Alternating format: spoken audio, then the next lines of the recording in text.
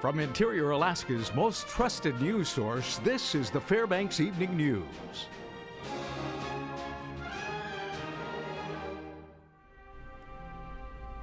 Good evening. Thanks for joining us. Our top story, a Superior Court judge has dismissed a Fairbanks man's murder indictment. That's right. John McDonald was charged with the murder of his wife last year in what police called an induced suicide. This afternoon, Superior Court Judge Bethany Harbison threw out the indictment based on statements made by McDonald that the defense argued were illegally obtained. Bill Satterberg, McDonald's attorney, says the grand jury indicted McDonald based on improper evidence. Judge Harbison today agreed, and any statements made by McDonald would not be admissible in court. Now, prosecution does have until August 7th to refile the indictment. A driver traveling at a high rate of speed on College Road flipped her vehicle over multiple times last night after hitting a fire hydrant and a guardrail. The Fairbanks Police Department alleges that 19-year-old Aurora Roberts of Fairbanks was driving the car west on College when the crash occurred. Sergeant Greg Foster says her vehicle, a blue Toyota 4Runner, flipped about 5 times after Roberts attempted turning onto Eleanor Avenue. Water from the broken hydrant flooded the area and leaked into a nearby apartment complex. One passenger in the vehicle sustained head and neck injuries and was taken to Fairbanks Memorial Hospital. Roberts was arraigned at Fairbanks District Court today. Sergeant Foster says she is charged with driving under the influence of alcohol and assault in the 3rd degree. That corner has had a history before of people leaving the roadway due to excessive speed and in fact DUI. The fortunate thing out of the entire process, the fence can be rebuilt, the fire hydrant will be replaced and functional. At the end of the day, they were wearing their seatbelts. And I believe personally that leads to the fact that the injuries sustained were a lot less severe than what could have potentially occurred. Alaska State Troopers and Chena Goldstream Volunteer Fire Department units responded to an accident on Tuesday evening in the University West area. The initial report was that there had been a 2-vehicle head-on collision on Chena Pump Road at its intersection with Tall Spruce Road. Chena Goldstream Fire Chief Jack Willard said the drivers of the 2 vehicles involved in the wreck declined transport to the hospital. State troopers are investigating the cause of the crash. A woman is in custody after police say she exposed herself to more than 15 children. 27-year-old Emma Johnson is charged with indecent exposure and violating conditions of release in the case. According to an affidavit, Johnson approached approximately 17 minors who were playing basketball and asked them if they wanted kisses. Witnesses said her strange behavior escalated when she began showing the children aged 10 through 15 her breasts and genitals. Police were called and Johnson was taken into custody. She is being held on $250 bail. A Fairbanks grand jury has indicted a man on over 27 counts of issuing bad checks at different businesses in the interior totaling thousands of dollars. 20-year-old Tyler Reifley is accused of writing the bad checks to businesses, including Fred Meyer, Holiday Gas Stations, Safeway, and others were penned to individuals. Now, some of the checks were less than $20, but others racked up thousands of dollars that would eventually bounce. Authorities say the checks were written between April and May of this year. The price of gold futures has now declined for a 10th straight session to around $1,090 an ounce. The commodity is at its lowest point in more than 5 years and has dipped more than 6% during the past 10 days of losses. Analysts say the strength of the U.S. dollar and the decline in gold's use of safe haven investment tool is pushing down the price. Oxford Assaying and Refining's Fairbanks location has recently seen $20 to $30 drops in gold prices in a single day. Oxford Assaying and Refining General Manager Gene Poole says the slump in prices is affecting multiple aspects of the gold industry throughout Fairbanks. You know, it kind of affects 2 ends of the business. One end of the business is the gold refining aspect of it, and it's not good for the gold miners that are out there. They're, basing their profits on higher gold prices. So when gold comes down, especially during peak mining season, that really affects them. On another note, people that are wanting to buy gold and invest in bullion products, bars, coins, stuff like that, have really stepped up the game, and they're buying a lot more than they were when prices were higher. Golden Wheel is starting the Summer Spectacular Carnival for the 2nd time in Fairbanks. The event starts this Friday and goes through August 2nd. The Golden Wheel Summer Spectacular is at the Ice Alaska grounds. It will run daily from noon to 10 p.m. The carnival had its first start last year after the Tanana Valley State Fair ended its contract with Golden Wheel. Carnival spokesman Chase Eckert says the admission fee to get in is $3. With admission, all entertainment is free, and there are plenty of games and food vendors available. Eckert adds that the carnival is still hosting several fan-favorite rides, including the Mega Drop and a new undisclosed edition called the Rave. We've got the only one in the nation. It's kind of like the Gravitron, but there's a surprise, and I'll let people come and check that out when they see it. Wow. We got the Apollo up and running. We got both wheels. We did a bunch of LED light conversions this year, so everything's gonna be nice and bright. You'll be able to see it even in the summer sun here. Ooh. Yeah, very interesting. I think we should try it. Yeah, maybe. We've done that before. We've done something like that before. All right, when we come back, we check in at Pioneer Park to see what's happening this week at the park. Also, the city mayor has crowned a new hostess, and she will be the new representative of Fairbanks in Fairbanks. Those stories and more when we come back. Welcome back. It's time once again to check in with our friends at Pioneer Park for a special week in the interior. Hello and welcome back to another edition of What's Happening at Pioneer Park. We're here with Park Manager Jason Avery. Jason, how you doing? Good. I'm just out there searching for that polka gold. And you look really good. What is going on here? Stephanie, it's golden days. Wait a minute.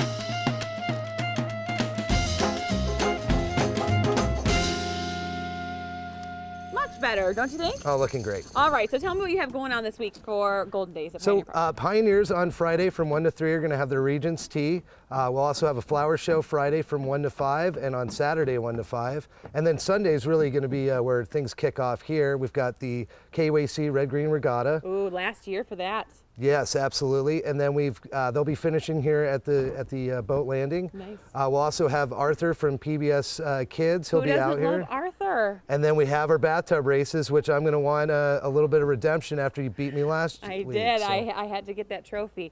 So, you know, this is an exciting time, so you hope people come on down. What time do the bathtub races start? Like, what kind of times can people come down to the park? Well, you know, we really are looking for some more tubs, so anytime this week, folks want to sign up, and then the competition will get rolling about 2:30, 3 o'clock on Sunday. All right, so it's a great time to celebrate Golden Days right here at Pioneer Park. Thank you so much, Jason. Happy Golden Days. Yes. There's so many different ways to celebrate Golden Days, and especially here at Pioneer Park. And of course, thank you to Old Time Photos for letting us dress up today. And make sure to come on down and check it all out, because that's what's happening this week at Pioneer Park. Fairbanks City Mayor John Eberhard has honored a prominent member of the Golden Heart community with the title of Hostess of the City of Fairbanks. Eberhard proclaimed that longtime resident Pearl Watson was to be the official hostess. The announcement was made during Monday's City Council meeting. Watson has been active in the community for nearly 70 years. She's known for helping to transcribe Alaska Native history for the University of Alaska Fairbanks Museum. With the title, Watson may attend any community events of her choosing as a representative of Fairbanks. Honorable Mayor Eberhard, I humbly accept the title of Fairbanks, City of Fairbanks Hostess. I thank you so much, and I thank the council members, and I thank all of you who attended tonight. God bless you all. Thank you. The military does all types of training in Alaska. One session recently wasn't about combat, as Monty Bowen explains in this week's military report. 911, what's the occasion of your emergency? There's a car in front of me, and he is swerving on the shoulder of the lane. He seriously looks like he's drunk. This exercise was on dealing with a DUI crash in which emergency personnel and services responded and treated it as they would a real DUI accident. Purpose of events like this are to help better educate airmen, soldiers, and civilians in and around the military installation about the causes and effects that poor choices can lead to, such as driving intoxicated. The Army and Air Force worked together on this one. It's a good opportunity for them to learn how to work together in high-stress situations like an accident. So whenever we show up to it, just it's great exercise. You get thrown out there with anybody. We all do the same thing. We can figure it out together. We all like to have a good time. Do it somewhere safe. Get a ride, find a ride, walk home, you know, whatever it takes. There's no point of being out here in an accident like the scenario we just went through. It's a bad thing. You just saw there was 2 guys drinking. The other 2 guys were just probably driving home. Guess what? One of them's dead. It's not worth it. This is Bonnie Bowen reporting. All right, and sports is up next, and Joe Cook gives you a heads up on an event coming to the interior that's all about the hands. The hands. Also something different tonight, canoe racing. That's also with the hands. That is. And a wild finish in Legion baseball. Those stories and more with Joe after the break.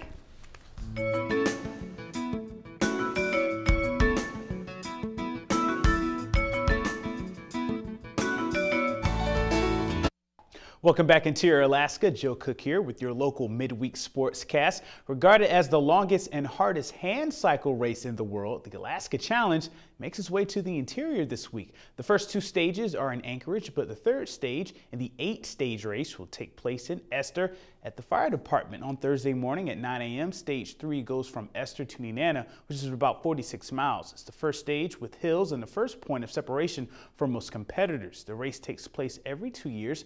There are 2 Alaskans, Andrew Kirka of Palmer and Edwin Jones of Anchorage, in the field of 11. 9 of the 11 are actually rookies. The World Road Championships are going on in Spain this week, which is the reason for the small field. Muffy Davis, a 3-time gold medalist for the Paralympic Games in London back in 2012, headlines the field, and this will be her first Alaska Challenge as well. After back-to-back wins, the Alaska Gold Panthers came back down to earth thanks to a hot pitcher Tuesday night. In Grotto Memorial, the Alaska Gold Panthers hosted the ABL leading Miners in Game 1 of their 3-game series. Miners pitcher James Harrington was just feeling it. He shut out Alaska in 7 innings of work. He struck out 6. The Mat-Su defense was there, and the Miners, they scored in bunches. The first runs of the game came in the top of the 4th, where the Miners scored 4 runs. They added a 3 spot in the 7th inning. Matt Diario led the Miners with 2 RBIs and a double. Niles Nygaard he also had a double that drove in a run as well. Rene Martinez was Alaska's bright spot, going 2 for 4 with an RBI to prevent the shutout. But the Miners win 7-1 with the victory. Mat-Su clinches the National League pennant with a 24-7 ABL record. They're 27-8 overall. Alaska falls to 7-20 in the ABL and 12-22 overall. I was just hitting my spots with my fastball, mixing up the off speed. Couldn't really hit the off speed, so it worked well. The ultimate goal for us is to win the championship, get that ring. To keep it going, we got to keep our pitching going, keep the bats going. Our pitching staff's held up really well, throwing the ball great, and hitters are starting to come around well. That's what's working for us. Now we take a break from traditional sports to show you something you don't see too often during Fairbanks Summers, canoe racing. Tuesday night, Beaver Sports held the 2nd race in their canoe race series from Grail Landing. Canoes, kayaks, and even paddle boats took to the Chena River and made their way to Chena Small Tracks for the finish. Out of the 8 boats participating, John Shower wins this race in 56 minutes, 7 seconds using his veteran guile and a classic marina kayak from the 80s. It's still going. Crouching B Hidden R was 2nd in 57:17, and Team Elias Entertainment was 3rd in 1 hour 30 seconds. The 3rd and final race of the summer is next Tuesday from Grail Landing, and the finish will be at the Pump House. Here's more from the winner. I haven't done the Beaver Sports Canoe race for a long time. I did the Nenana Whitewater race a couple weeks ago, but yeah, I haven't done one of these for years. So it's always fun to be on the river and just get out and paddle. So got some pretty fast canoes chasing me the whole way. Keep steady paddling. Don't stay in the current and pick a good line and just keep paddling. Speaking of canoes, Yukon Quest will be having their biggest race of the year, other than the actual quest, this Saturday at 4 p.m. at Grail Landing. The Yukon Quest International Sled Dog Race Association will have its annual Doggone Canoe Race on Saturday. The trick here is that each boat must have a driver, handler, and a dog. Costumes for this event are encouraged. You have to be 21 or older to participate, and there are 25 slots. The deadline to sign up for the race is actually tomorrow, this Thursday. It's $50 to get in the race, but Yukon Quest mushers, they get in for free. There will be a mass start, and the finish line will be at the Botel Bar. Last but not least, we have the home finales for our local Legion baseball teams. The Fairbanks 49ers and Alaska Wild met for the third and final time this summer on Tuesday night at Marlin Field. City bragging rights were on the line in this non-league game. Blake Sarthout hits a bases-clearing triple for the Niners to give them their first lead of the game at 6-4 in the fourth, and they trailed 4-1 early in this one. Then the sixth inning, Alaska's Colin King breaks a 13-13 tie with an RBI base knock, bringing in Ben Hall. After 7 innings, it went into extras, tied at 15-all. Even with a nice catch from Joshua Esau Thomas, he took to the mound and walked the tying runs in the 8th after a Tyler Hill double. A pitch from Thomas goes awry. This game ends wildly. Hill scores the game-winning run on a pass ball. Final 16-15 in 8 innings, and the Niners, they win the city title.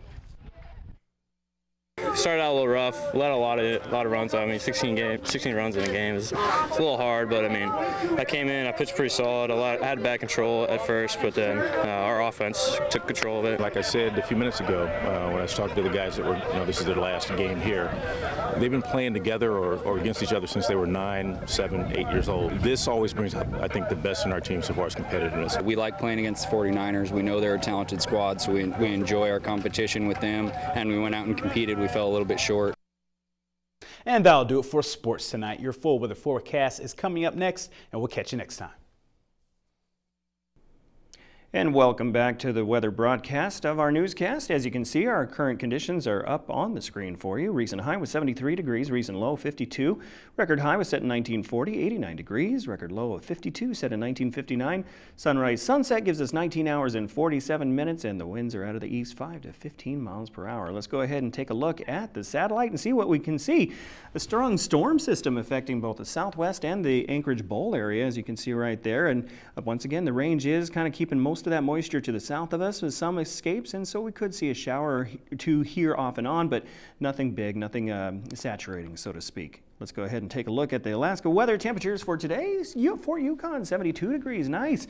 Bethel, 55, Cold Bay, 52, Kodiak, 61, and of course over there on the Panhandle, they're getting soaked. Juneau, 59 degrees, Ketchikan, 64. Okay, taking a look down to the lower 48, sunny day in Seattle and the Pacific Northwest, 75 degrees roughly. Even Billings, Montana, getting close to that 100-degree mark. And speaking of 100 degrees, Vegas had it at 101, Phoenix 107. That is just way too hot, folks. Other than that, for the majority of the lower 48, looking beautiful. And there was a storm system off of Florida there a little bit, but that doesn't that doesn't mean things aren't going to change, as we can see from the satellite radar. Just pockets of storm systems developing following the jet stream. But other than that, nothing major to worry about. Okay, let's go ahead and look into the weekend. Well, evening thunderstorms projected as, once again, storm systems bubble up over the Rockies and then they set forth in the afternoon, and that's why you get those PM thunderstorms. Okay, and other than that, showers to the northeast. Let's go ahead and take a look at Alaska's forecast for tomorrow. Starting up north, Barrow, 46 degrees and foggy conditions for them. Fort Yukon in the 70s, and Nome seeing some moisture with 59 degrees. In the interior, as you can see, Fairbanks is going to be 77 degrees, slight winds, but Healy and Delta, look out for thunderstorms, maybe some lightning strikes as well. Okay, let's go ahead and take a look at the Panhandle. And once again, another wet day for Juneau and Ketchikan. Highs in the mid-60s for them, but it's isolated across that entire region. To the southwest we go, and not a mixed bag of weather today. Actually, everybody's going to get that moisture down there as that storm system cements and firmly develops a little bit more tomorrow. Temperatures in the low 50s all the way to the low 60s for Kodiak. And finally, let's go ahead and take a look into the south central. Afternoon showers, Anchorage and Valdez. Chance of afternoon rain for Homer. Okay, there you go. That's it. So we'll go ahead and take a look at our short-range forecast overnight. Partly cloudy conditions, skies 56 degrees, lovely. Tomorrow 77 and mostly sunny. Can't rule out a shower here or there, but it's going to be sporadic. And as we can see on the extended outlook into the weekend, temperatures returning to the upper 70s, getting close to 80 degrees on Saturday, cooling off just a bit Sunday and Monday, and then cooling a lot off, about 10 degrees on Tuesday. All right, good weather. Yeah, very good weather. I'm just bummed, like I was telling you during the break, my son's baseball season has come to an end. Oh, yeah. And it wasn't I'm not going to talk about it. Happens in sports. It does. It does. So I'm not really happy.